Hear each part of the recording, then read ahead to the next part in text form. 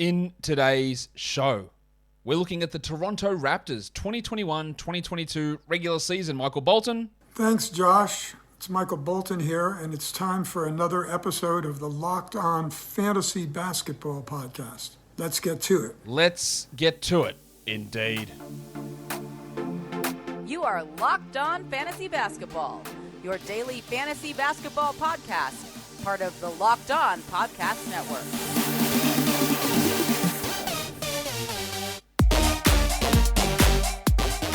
Hello and welcome to the Locked On Fantasy Basketball Podcast brought to you by Basketball Monster. My name is Josh Lloyd and I am the lead fantasy analyst at basketballmonster.com and at Yahoo Sports Australia. And you can find me on Twitter as always at redrock_bball and on Instagram at Locked On Fantasy Basketball. Today's episode is brought to you by Rock Auto. Amazing selection, reliably low prices, all the parts your car will ever need. Visit rockauto.com and tell them that Locked On sent you. Thank you for making Locked On Fantasy Basketball your first listen every day. We are free and available on all platforms. Raptors time. I don't know what's happened in the playoffs. They're 1-0 down to the Sixers and they're heading into game 2 with Barnes, Trent and Thad Young unlikely to play. That's not a great sign. So we're going to focus, as we do in all of these shows, on the regular season of the Toronto Raptors. What have they got coming up in the draft? Well, not much. They don't have their first round pick. That went to San Antonio in the Thad Young deal. Wouldn't say they necessarily used Thad Young a huge amount, especially in the regular season, and it was a weird pick considering that they had 3 other centers on their bench that they use in the rotation, but oh well. They get the Pistons second rounder. That's pick 33. That's a quality second round pick, but that's where they sit with that. For the year, they were the 5th in the East, 48 and 34, the 14th best defense, 14th best offense, 10th best defense. Expected win-loss was 47 and 35, so sort of bang on where they finished up the season. In terms of the off-season, Thad Young is unrestricted. He's a $14 million player. They have his bird rights. I wouldn't think they probably would bring him back, but there's him and Boucher, who are both unrestricted free agents. I wouldn't expect both of those guys to come back. You don't need them when you've got Achua and Burch and Siakam, all these guys playing center already. Yuta Watanabe is restricted. He had some moments early this season, but I'm not really sure that he's someone you want to invest in long term. Svi Mykhailiuk has a $1.9 million player option. I would expect he takes that. I would expect he takes that. No one's going to be falling over themselves to get him. Isaac Bonga's unrestricted. Delano Banton's non-guaranteed, and Armani Brooks is non-guaranteed. They just signed Brooks. He was solid enough, but that back end of their roster, Bonga, Banton, Mykhailiuk, Brooks, Watanabe, it's pretty rough. It's rough. They've got a solid starting 5, an unconventional starting 5, but the back 5 or 6 guys, it's pretty rough. We've got Justin Champagny and David Johnson as the two-way guys. Champagny showed a few things. Johnson showed nothing at all. That was a weird pick. I didn't like the Champagny pick, but it worked out okay. But that's how their off-season currently lines up in terms of who's available, who isn't available. Trades, of course, can happen, but they really do need to get some ball handlers and some guards onto this team versus just having everyone as a center that comes off the bench in the rotation. Let's look at them fantasy-wise. Number 1 player on this team was Fred VanVleet, the 21st ranked player in category leagues. In points leagues, it was Siakam, who, amazingly, was 16th. VanVleet was 30th in points leagues, averaging 40 fantasy points. VanVleet, 28 years of age, he played 38 minutes. Now, we love the fact that when these guys play, from a fantasy point of view, they play a ton of minutes. It's pretty poor, I think, I like Nick Nurse as a coach. He's a really good coach. I think it's really poor from a coaching perspective to play these guys this many minutes when they get hurt so often. VanVleet's knees are cooked. Barnes is now hurt in the playoffs. Different story, of course. Trent's toe was wrecked. Anunoby missed 40 games, basically. It's not very good. Will Nurse change? I feel like he wasn't this level a few years ago, but it needs to change, really. 38 minutes for VanVleet, 20 points, almost 7 assists, 1.7 steals, 40 and 87. And as the season went on, the wear and tear on his body meant that field goal percentage just plummeted. And you felt that. He was consistently 35, 36% shooting towards the end of the season. And that really hurt. And it's a consistent theme. It happened the year before as well. So that is a bit of a worry, as well as the missed games and his knees. Is he a solid second-round player next year? I don't know. I don't think so. I need to say how it all shakes out. But the worry with the minutes, with the games, with the knees, with the age, probably pushes him to start of the third round, would be my guess. He was the leading contributor on this team in Raptor. Yes, this will get confusing when I'm talking about the stat Raptor versus the team Raptors. 5.2. Actually, the number one player was David Johnson, who played 2 minutes for the season. So that skews that, obviously. But VanVleet was a 5.2 positive. He led in EPM at 3.5, one of the most impactful players in the NBA. His shooting numbers, though, are rough. Effective field goal, 40th percentile. That's 51%. Finished at 50% at the rim. Doesn't really draw many free throws. That's bad. He needs to be much better at the rim. Rebounds are low. But he's a good assist guy, good steals guy, solid block guy. He's been better at blocks in the past. He's good. I don't know that it maintains at this level for very long, though. That's my worry. LeBron, he was right up there as well. He's a really good and impactful player. Darko likes him. He improved quite a lot there over the last 3 years. Maybe he does this another 1 to 2 seasons, I guess.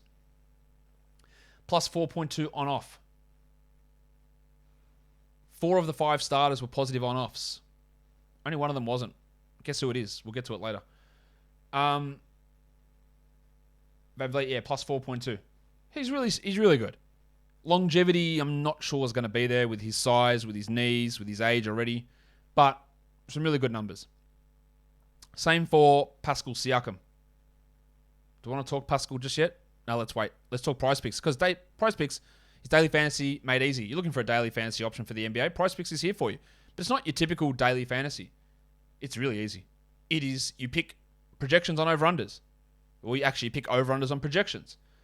There's a points number, and a rebound number, an assist number, a steal number. You just look at it and go, over, under. That's it. And you do that for 2 to 5 players, put them together in one entry, and you can win up to 10 times back. Entries are easy. You can do it in under 60 seconds, and payouts are fast and safe. It's not just basketball, though. You can actually combine multiple sports into one entry, whether that's hockey or baseball. Chuck them all into the same entry.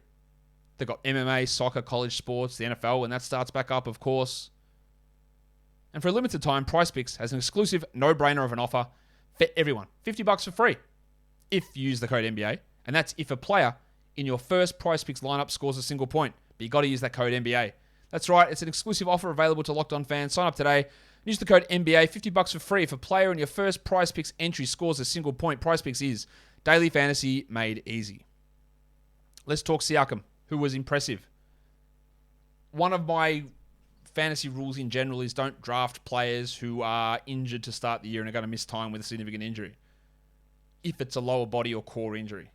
Siakam's was a shoulder injury. We had a set time as when he was coming back, and he was being discounted way too far in drafts in my mind. His ADP was at 69. That's cool. Giggity.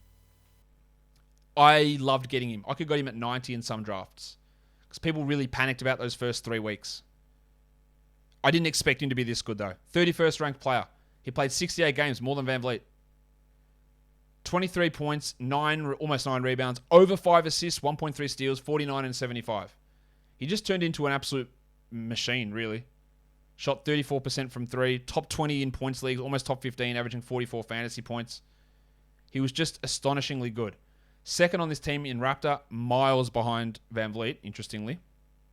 But right up the top there in EPM as well. Really strong numbers. League average efficiency. Finished at the rim well, got to the rim well. Hit his mid-ranges really well, which is regression-ish maybe. But he's just very impressive all season. His LeBron number was really high. His Darko is the highest on the team. He's taken some really big steps forward. He was a plus 6.6 on court. He was their best player this season. Where do we look at him moving forward? He's 28. 2 more years of this, probably, yeah. Yeah, he's going to be a third-round player next year, rightfully so. Second in points leagues, rightfully so. There's nothing that he did this year, 23, 8.5, and 5, that seems like it's impossible for him to do again. I think this is what we look at for the next 2 to 3 years. He can have some issues sometimes with efficiency, with three-point shooting, but doesn't take many of those. Free throws can be a worry at times. His defensive stats used to be really good. They have dropped off with more of a focus on offense. What was his usage this year? 26, led the team there. And as the season went on and on and on, he just looked better and better. And I think it's going to carry over to next season. Hopefully there's no injury. Let's go to the next guy. But what about scarves? OG. Balenciaga Stop ones. OG. You better stop OG. OG Anunoby was the 65th ranked player this year on a per-game basis in category leagues. He's still not 25.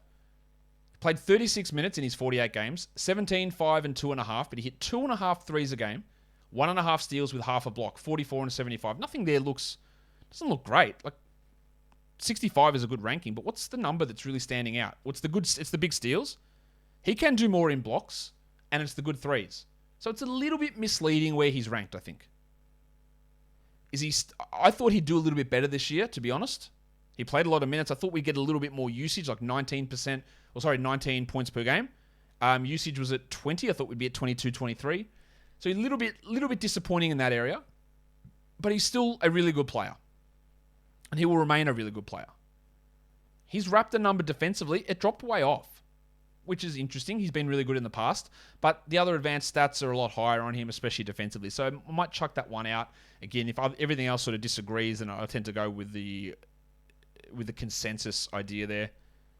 The injury he had towards the end of the year, he had the hip injury earlier, then another injury at the end of the year. It did seem to knock him around a bit, and he did regress somewhat. And I do fear that maybe he scales back and Barnes scales up in the coming years. Is there a top 50 season in Anunoby's future? I'd say probably not. I would say probably not.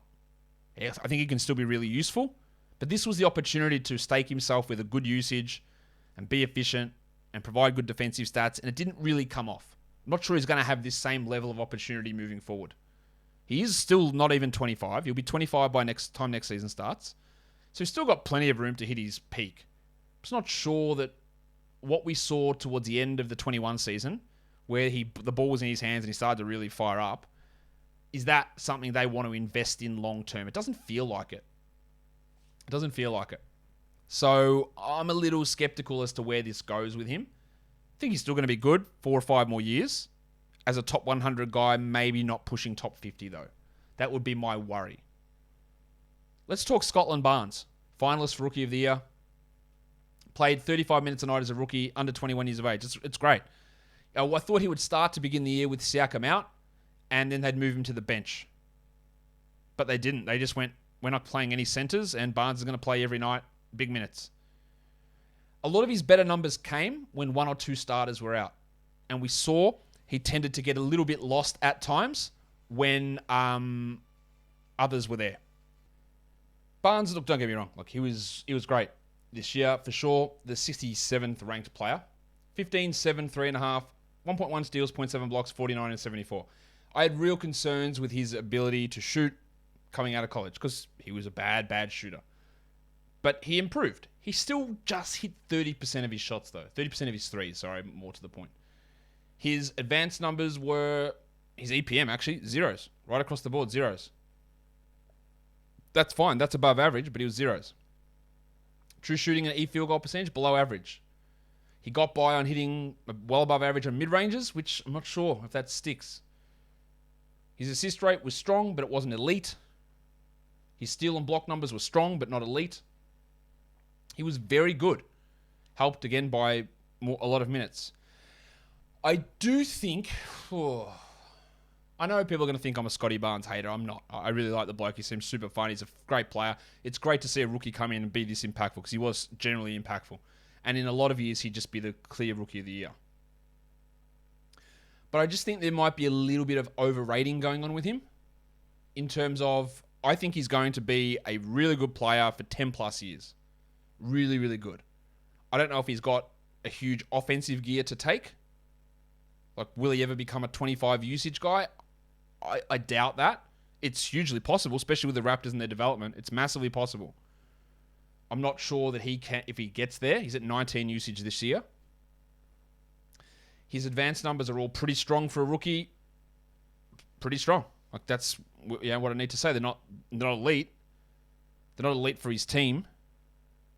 They're pretty strong. I think with so much hype around him, there is a potential of a sell high dynasty. And that sounds crazy because a normal sell high would say what he's currently doing is unsustainable, which is clearly bullshit because he will do much better than this. He will clearly outstrip what he's currently doing. clearly. But in a dynasty league, if someone has ideas of him being a top 15 player and wants to trade you that guy, another top 15 guy back, I'd do it. I just think there is a little bit of overrating with Barnesy. He's still really good. This is not to take anything away. He's really good. He showed ability to play really well. And, encouragingly, he did show that ability when others were out to step it up and still be good. Didn't maintain that ability to hold that role when they came back, but stepped up when needed. Plenty can't do that. But there might be, I think there's a little bit like, he's a great passer. He's this excellent defender. He's a very good defender. He's a very good passer. But he's not in that elite category. And I'm not sure he ever does it, and that's fine. That's really hard to get to. Gaz Trent. Yeah. Nice, Gary! I was way off on him. I had no interest in him in fantasy leagues because A, I didn't think he'd play 35 minutes a night. I thought that someone would be squeezed a little bit in that rotation. He didn't start opening night. Goran Dragic did. Remember that? I thought he'd get squeezed a little bit. He, in the past, has shown nothing to suggest that he would average 1.8 steals. Nothing to even suggest that he would shoot even remotely well. Like he'd been such a poor shooter in the past. He still only hit 44.5% of his twos, which is pretty poor. But he got by on really strong usage and a lot of minutes and averaged 18 points. A lot of the same points I had with him stuck. Doesn't rebound, doesn't get assists. Can hurt your field goal percentage. All that's true. He just added 1.8 steals, which was one of the best numbers in the entire league, which sort of came out of nowhere. It was by far his number one fantasy category, by far. Is that a real thing? Is that something he can continue to do? Maybe. He was really impressive this season and took me by surprise. He's still only 23, which is interesting. He's got some good years ahead of him. But what improves? The 41% field goal is the obvious target. But is he a guy that will ever be a better shooter? I think 44 is reasonable. And that might give him 20 points per game. But if the 1.8 steals don't stick, then he's probably not a top 100 player. If that's 1.2, then he might be top 100. He might be close on it. But he's never going to be a passer or a rebounder or a shot blocker or someone who really gets huge amounts going to the line. Although he was not too bad there. His advanced stats were all really strong this year, especially defensively, but offensively really good as well. He was a very good player. I didn't see it coming because I didn't, again, you can't go in there and project someone, hey, here's a guy who's never done this before, let's double his steal numbers. You can't do it. To anyone who's a subscriber or listens to this podcast, if I did that for a random player, you lose all credibility. And by having that mentality, which I will stick by that mentality, you will get things wrong. I didn't expect Brandon Ingram 2 years ago to be a 25 percentage point better free throw shooter. If I just come out and pluck a player out of my ass, hey, by the way, guys, Jakob Poeltl's going to shoot 85 from the line next year. I sound crazy. You can't do that, but those things do happen. And that's sort of what happened with Gaz here this year. He was really strong. He was really good. By the way, I didn't answer the question I asked before. Who's the only starter with a negative net rating or negative on-off? It was Barnes, -2. Siakam, 6.6. VanVleet, 4.2. Trent, +3. Anunoby, +3. Don't know how Barnes copped it that hard. Played with some of those bench units a lot, which were shocking. They were bad, those bench units. No doubt about that whatsoever. BetOnline.net is your number one spot for all of your sports odds, betting stats, and sports info. You can find all the latest sports developments, league reviews, and news, including the basketball playoffs, which the Raptors may or may not still be in, and the start of the Major League Baseball season. Did Toronto beat Philadelphia? You tell me in the comments. I don't know. I will know by the time this airs, I'm sure. BetOnline is your continued source for all of your sports wagering information, from live betting to playoffs, esports, and more. Head to the website today or use your mobile device to learn more about the trends in the action, including the odds on Scottie Barnes Rookie of the Year. BetOnline is where the game starts. After those five, they had 5 top 75 fantasy players. Trent was 72. He was 85 in points leagues. It drops off. Remarkably. The next highest ranked player was the Wiki, Chris Boucher, who was, in a completely insane turn, whatever people were doing, drafted at pick 77 on average. There is no common sense regarding that whatsoever. no justification, I don't think, now that you should never have drafted him there. He was a guy that when multiple starters went out, you added him. But even his per 36 numbers dropped off this year. He only played 21 minutes. He averaged 9 and 6, a block, a 3, 47 and 78. Some really rough shooting numbers after having some strong efficiency numbers in the past. He hit under 30% from 3. While I do complain a lot about Boucher in terms of being not necessarily a good on-court player, I thought he improved a lot in that area this season and someone that gets hyped up too much in fantasy. I do believe he's a much better shooter than that. He's not a 29% three-point guy. So there's plenty of scope for him to improve. His advanced numbers are actually pretty good, and in the past, they haven't always been as excellent as this. He was pretty good. 4th on his team in EPM and in Raptor. 3rd in Lebron. Pretty high up there or 3rd in Darko as well. I thought his actual on-court play and contributions, despite the reduction in shooting numbers, he was much better as a player this season. But where does he fit? With Achua, with Young, with all the other bigs, with Burch? Where does he fit? 29 years of age, out of contract. Is another team prioritizing him? I don't know. He is a center. I don't know if he's strong enough. I don't know if he's quick enough as a power forward. I don't really know where his role lies on nearly any other team. Makes it hard for me to get excited about him long term. But maybe for 2 years, if that shooting normalizes, which I think it can, he can go back to being a top 140 guy. But to me, it's really situational. A couple of guys get hurt.